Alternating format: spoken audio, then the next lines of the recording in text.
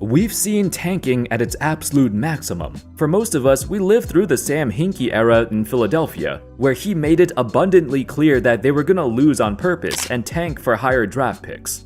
They did this by signing G League players, guys who just simply did not belong in the league, and it resulted in a string of very high draft picks that they were hoping for.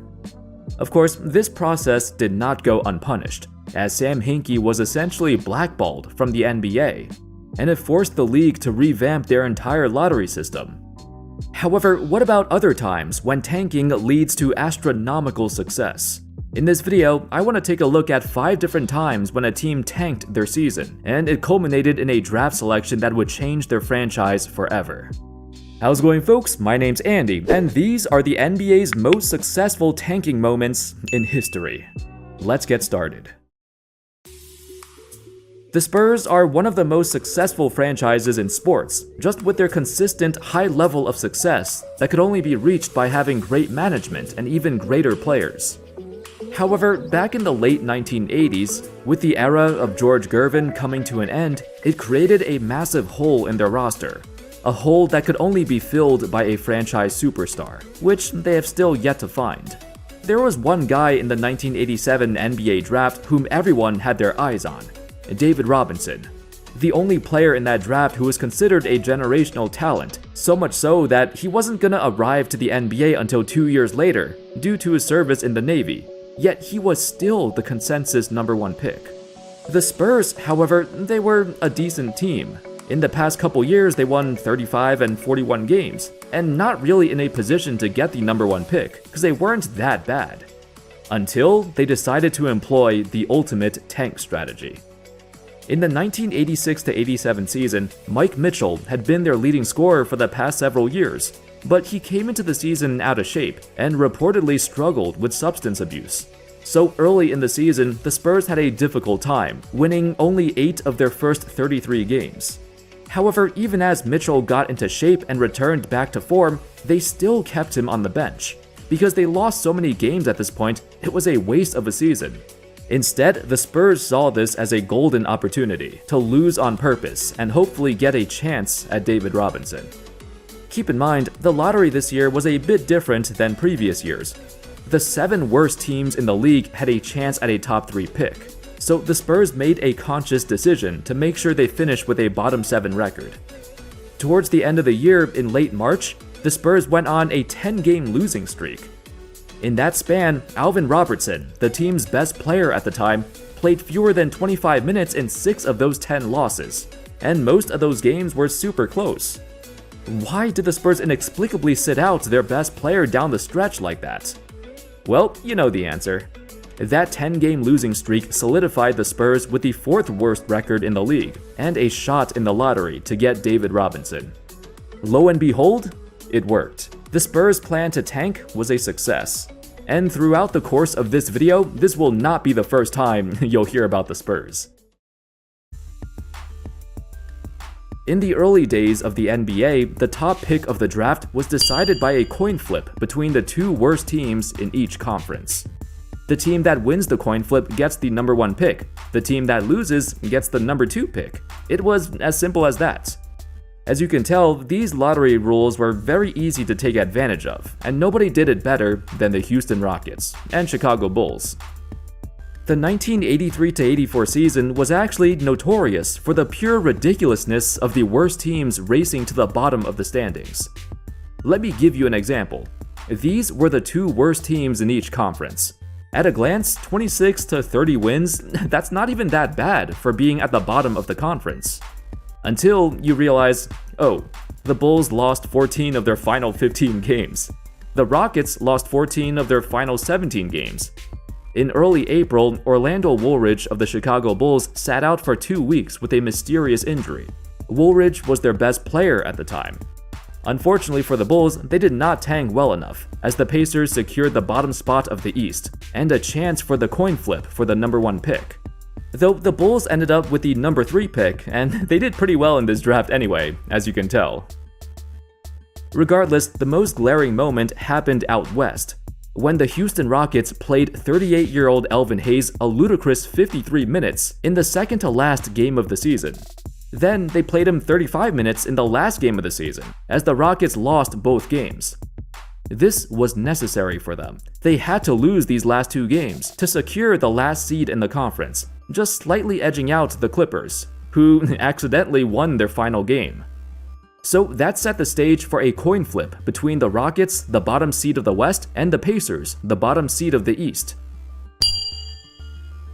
The Rockets won the coin flip and drafted Hakeem Olajuwon. Afterwards, the general manager of the Philadelphia 76ers, who owned the Clippers pick that year, came out and said this. A lot of funny stuff going on, leaving a dark mark on the integrity of the game. Oh, everyone knew the Rockets were losing on purpose. It was just a matter of, will the NBA step in and do something about it? Although the Bulls eventually came out on top even without the number 1 pick, it was the Houston Rockets who forced the NBA to completely overhaul their coin flip lottery system. It wasn't just this time either. In the previous year, they also blatantly tanked to the bottom to draft Ralph Sampson. That tank job was even more egregious. But due to Sampson's injuries that plagued his career, it did not lead to the success they hoped for. Nonetheless, the Rockets' mission to tank for Olajuwon was a complete success, and he paved the way for the next era of Rockets basketball. When the Seattle Supersonics drafted Kevin Durant in 2007, it signaled the franchise was moving in a new direction. For years, the duo of Ray Allen and Rashard Lewis was not working. So Sam Presti realized if they wanted to compete and build a contender, they needed to lose and lose hard. So in the same summer they drafted Durant, they also traded away their 2 best players, Allen and Lewis. The Sonics' final season in Seattle turned out to be the worst season in franchise history, winning just 20 games, as the team started and gave heavy minutes to a bunch of horrendous players. They certainly weren't helping Durant win anything. What makes this season unique was, reportedly, there's a theory that Clay Bennett, the new owner of the Sonics, who already had plans to move the team to OKC, urged the organization to get rid of Allen and Lewis because they wanted Seattle's attendance numbers to plummet, so that leaving Seattle wouldn't get as much pushback from the fans if their team sucked. That's why, on paper, the trade pieces they got back in return for Allen and Lewis were very underwhelming for their level of talent. It was quietly known that management tried to push to tank, so the Sonics front office had no leverage in the negotiations. It was kind of an unorthodox reason to tank, knowing it was the team's last season in Seattle. They wanted a fresh new start in OKC, equipped with some high lottery picks. Either way, the Sonics' efforts to tank during Kevin Durant's rookie year proved to be exactly what they needed to build a contender.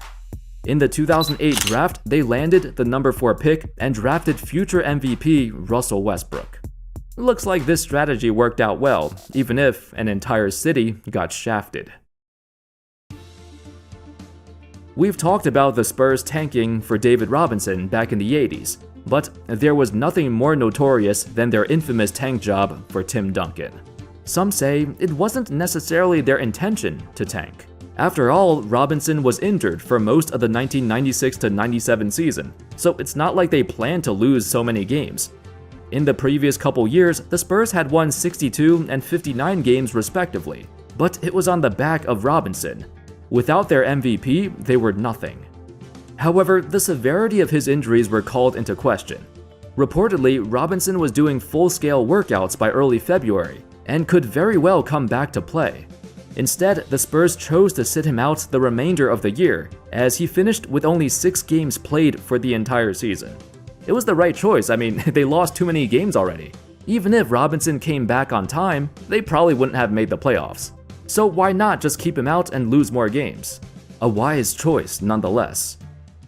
Every single team knew that the 1997 NBA draft was coming up, a draft that featured a consensus number 1 pick, Tim Duncan, the most surefire NBA-ready prospect the league has seen in several decades. By all accounts, it was a one-player draft, cause besides Duncan, there wasn't much faith in anyone else in this class.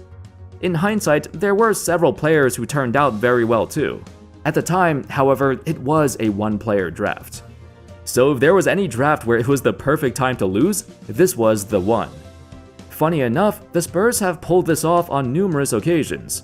The Robinson draft I mentioned already, this one for Tim Duncan, and decades later, the 2023 draft for Victor Wembanyama. It seems like every single time the Spurs are bad, they end up drafting a generational talent. A guy who, like Robinson and Duncan, could potentially be the face of the NBA and carry this franchise to a new future. It's not just their talent or skills. The Spurs have always drafted guys who fit within the culture of their organization, the most consistently dominant franchise across multiple decades.